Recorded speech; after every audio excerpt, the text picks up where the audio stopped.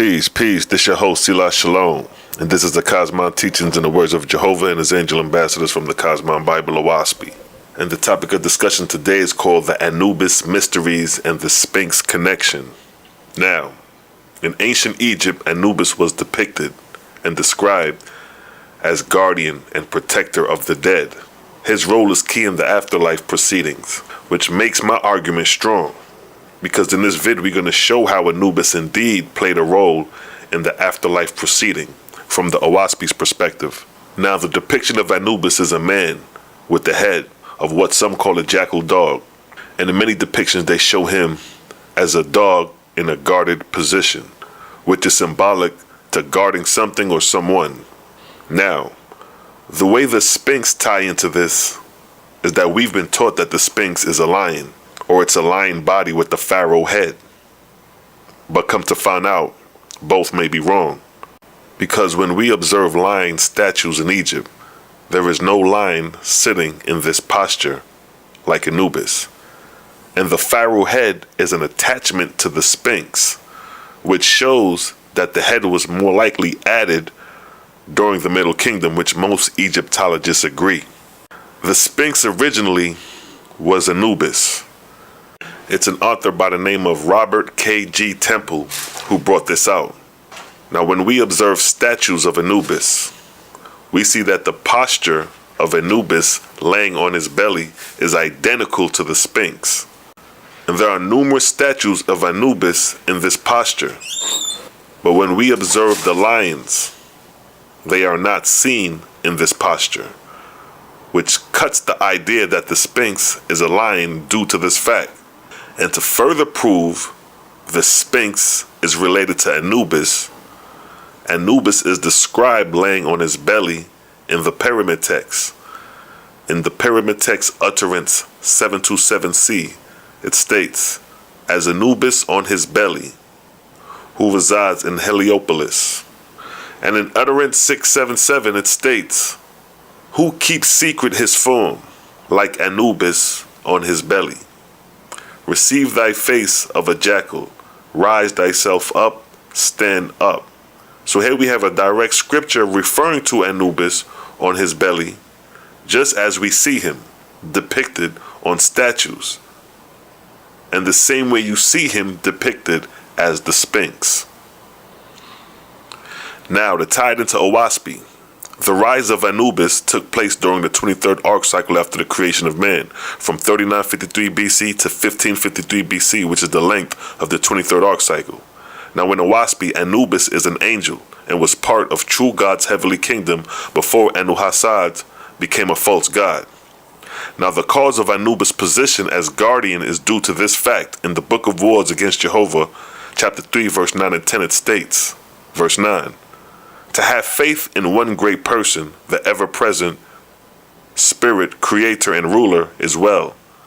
But to have such faith and yet not commit oneself to an association of brethren of like faith proveth such lack of discipline as requireth, beginning at the 5th grade in the Isaean world, spirit world, which is basically within the first resurrection. Verse 10. The 6th section of the divine law provided the name of the kingdom for them that profess faith in the great spirit, person Jehovah, but are without practice, shall be called Medi, and its place shall be in the first removal from the earth. This is important to know because it is the counsel of true God determining how to deal with angels and newborn spirits who profess the Creator but are not affiliated as a brotherhood. So this kingdom is for these particular souls. Now here is where Anubis tie into this.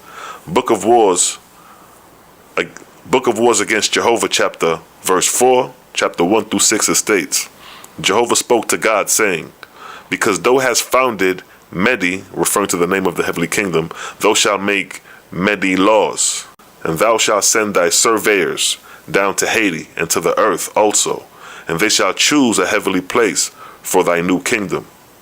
In Heather shalt thou go and create a plateau, an holy place and a capital, and provide a throne for it. Verse 2.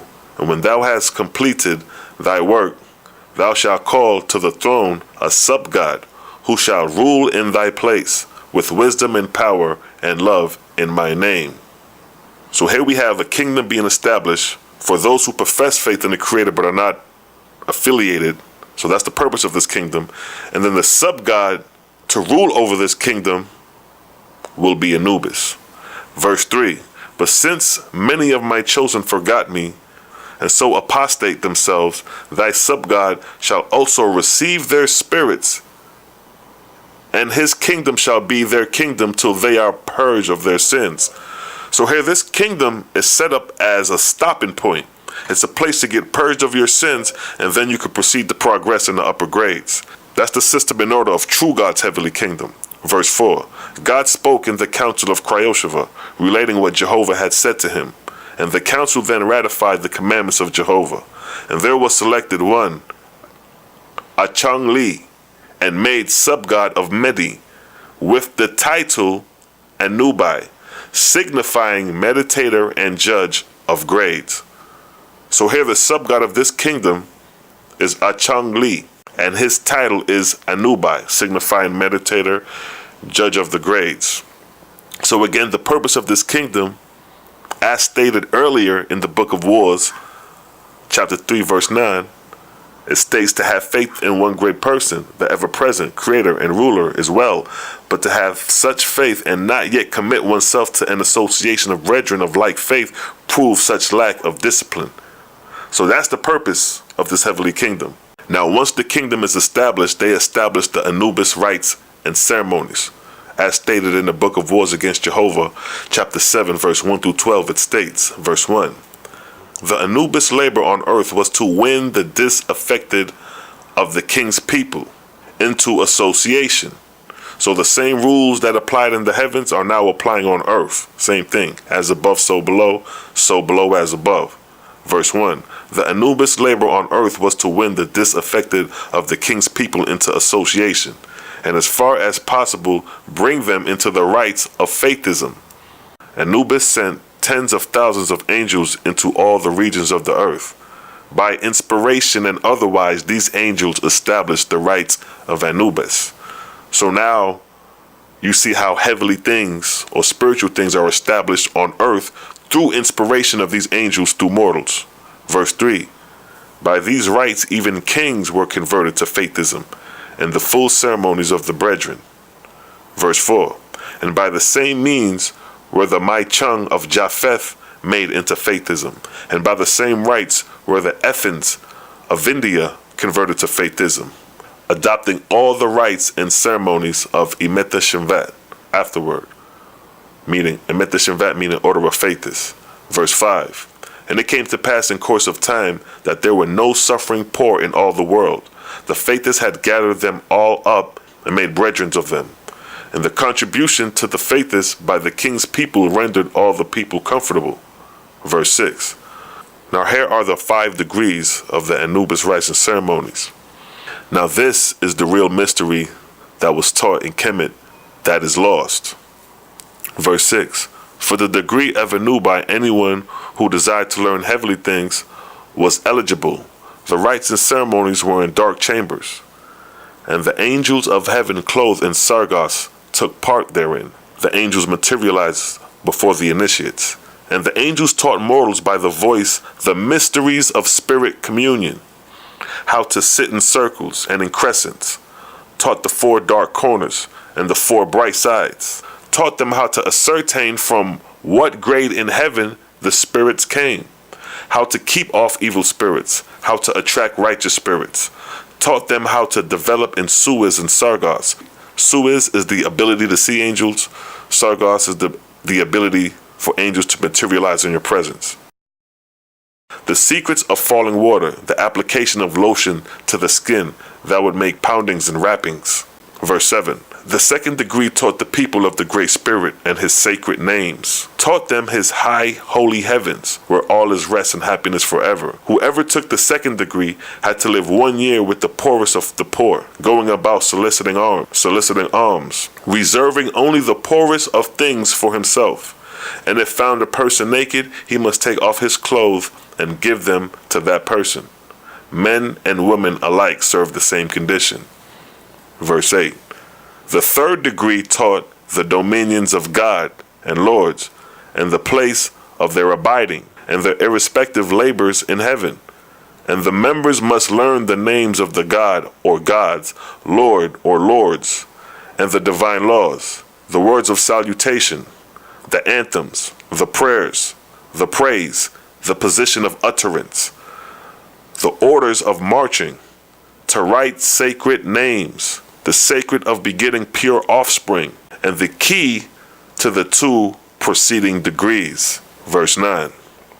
The fourth degree taught the arrangement of the heavens, the places of the sun and stars and moon, and the places and grades of the unseen worlds, the localities of the lower and higher heavens, the places and dominions of false lords and false gods, the places in Hades, and of hells and knots, of familiar spirits, and also of fetals, both harmless, and the destructive vampires that live on mortals, and in swine and cattle that induce mortals to eat flesh, food for that purpose, the key to the place of the North Star, the position of the Earth vortex, the vortices that move the corporeal worlds and hold them in place, and the rules for building temples and pyramids and their spirit chambers.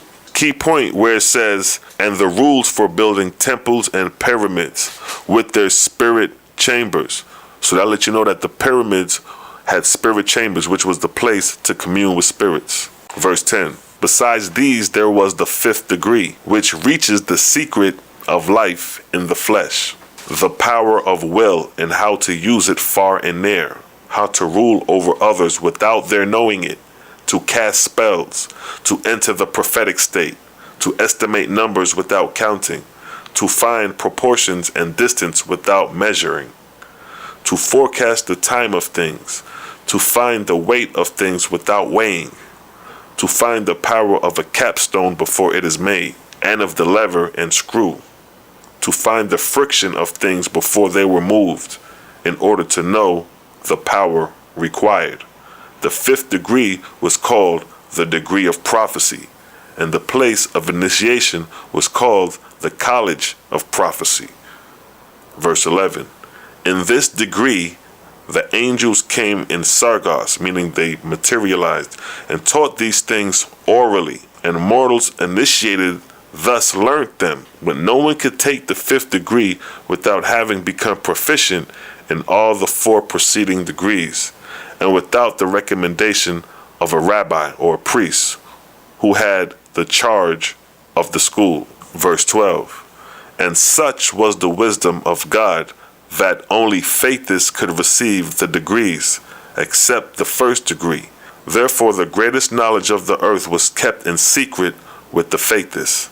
And the king's people, even the richest and most powerful, were beholden to the sons and daughters of the faithists, to build a palace or a temple, or an aqueduct, or a canal, or a ship, or any great affair. The kings and the king's people were obligated to employ faithists of the fifth degree to superintend the work. Now you know the mysteries that was taught in the mystery schools of Egypt. The reason we don't know how the pyramids were built is because the knowledge was kept with those who attained the fifth degree of Anubis. So for the first 200 years of the 23rd arc cycle after the creation of man, this knowledge reigned, as stated in the book of OAHSPE, chapter 4, verse 19, it states, such then were the chief of the divine laws made in heaven in the cycle of Selah. Selah is the name of the Etherian goddess who brought in the 23rd arc cycle. During the first 200 years, and all the kingdoms of Atmospheria were established and officered, and all the people in these heavens became organic as soon as passing the Isaian age, the Isaian meaning newborn, new spirit, which is 5 years, 3 to 5 years. Nor was there any dissatisfaction among any of the gods or lords or other officers or any of the colleges or hospitals, and never since the foundation of the world had there been such prosperity in the resurrection of the inhabitants of heaven. So this is why Egypt was great due to this fact. And the first 200 years within the 23rd arc cycle is 3953 BC, basically 4th millennium BC, to 3753 BC. Within that time period, which makes this pre-dynastic. This is before the pharaohs. Now when Narmer came to power, he came to power around 3000 BC, 600 to 700 years after this. And when you research pre-dynastic Egypt, you find no signs of war during the Nakata 1st, 2nd, and 3rd period. It's only when you come to pre-dynastic Egypt, or the first pharaoh, is when you see signs of war. And those wars that took place is due to these fallen angels that came after this 200-year period of prosperity and peace. Now in OAHSPE, Anu-Hasaj is responsible for creating a split in the heavenly kingdom, using Anubis for his own agenda. See, the purpose of Anubis was to determine the grades of the spirits. For those who do not understand what the grades are, everyone is graded from 1 to 99, and your grade determines your position in the heavenly kingdom, belonging to the earth. Grade 50 is the second resurrection, and above that into the third resurrection, and then off into the Etherian realms. Below grade 50 is the first resurrection. So it was Anubis' job to see what was the grades of the spirits, to properly place them in certain departments of the heavenly kingdom so they continued to progress in their spiritual progression. But now this false god Anu-Hasaj used Anubis for his own personal agenda by sending the spirits to his heavenly kingdom instead of true God's heavenly kingdom. In true God's heavenly kingdom, the angels are taught to continue to rise in the grades from the second to the third and then off into the Etherian realms at the appointed times. But in the false God's heavenly kingdom, they're taught his kingdom is the all highest and there is no need for elevation. This is where spiritual stagnation begins. Now, in the book of Wars, chapter 11, verse 22 and 23, verse 22. So it came to pass, Anu-Hasaj had 2 capital cities, and the first was called the city of the gate of heaven, that is Anubi, and the other was called the place of everlasting rest, that is Sanctu. Anu-Hasaj said to Anubi, Behold, the city of the gate of heaven shall be thy place, and thou shalt determine the rate of all souls who desire to enter the place of everlasting rest. Thou shalt be judge over them, and whosoever is not for me shall not enter, but shall be cast into the kingdoms of Hades. And those that are for me, thou shalt send unto me. So here you see Anu-Hasaj, the false god, using Anubis for his own personal gain. Anubis is responsible for the souls entering the kingdom of Anu-Hasaj if they submit to his decree. But if they don't, they are sent to Hades. And it is from this point that the spiritual stagnation for this false god begins. But the purpose of this was to show that the Sphinx in return originally was Anubis, and the purpose of Anubis was to determine the grades of the spirits of the dead, to place them in places of education and continue their growth in spirituality to ascend off the planet. That was originally taught in ancient Kemet prior to the fall, where the angels took it upon themselves to glorify themselves as God like Osiris. And now, instead of elevating to the Etherian realm, you are elevating to the realm of Osiris' heavenly kingdom. And there, you become one with Osiris, stagnated in Osiris' heavenly kingdom. Because after Anubis reigned, and historically speaking, Osiris took the place of Anubis. So Anubis was the judger and meditator before Osiris was the judger and meditator of the spirits of the dead. But with that, I'd like to say peace and blessings and catch you on the next documentary. Shalom.